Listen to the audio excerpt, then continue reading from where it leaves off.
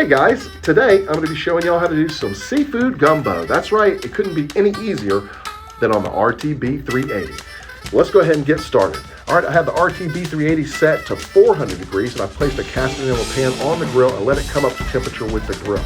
We want to make sure that pan is hot so we can get this gumbo to be absolutely perfect. All right, our first ingredient is going to be pork jowl. I've diced some up. If you can't find pork jowl, then go ahead and just use bacon. Now we're going to render the fat out of this. We're going to throw it in, give it about 5 minutes on the grill. We're going to come back to it, give it a nice stir, make sure there's a nice even layer on the bottom of that pan. That's right. And then we're going to let it cook just down a little bit more, probably about another 5 minutes to really release all that delicious fat. And we'll come back to it. You can see that it's gotten nice and golden brown, release a lot of the fat out of it, and that's perfect.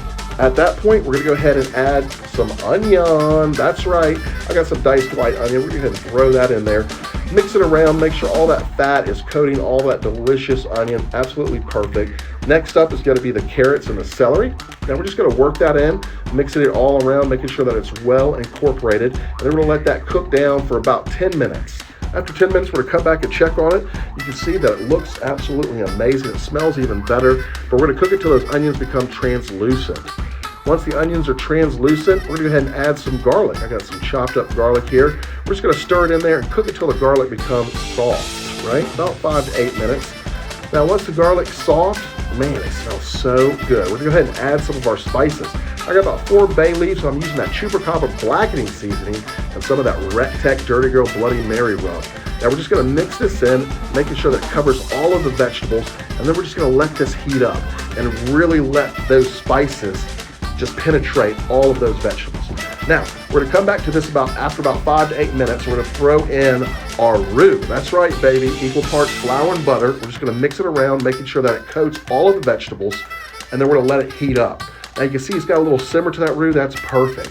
Now we're gonna go ahead and add our liquid. I'm using crawfish stock. Now you can use whatever you want, chicken stock, seafood stock, whatever you got. It's gonna make this taste delicious. All right, we're gonna break all that roux up, and then we're gonna let this come to a simmer. It's gonna take about 20 to 25 minutes to let it come to a simmer, but that's what it needs to look like. Oh my gosh, I wish y'all could smell this stuff. Now that is absolutely perfect. Once it comes to a simmer, we can go ahead and add our seafood. I've got a pound of crab. I got about 3 pounds of fresh shrimp. We're just gonna mix this in there, make sure everything's nice and broken up, and then we're gonna bring it to a simmer. It should take about 15 minutes. Once it barely comes to a simmer like that, that's when you know it is absolutely perfect. That seafood is gonna be beautiful, my friend. Time to plate this thing.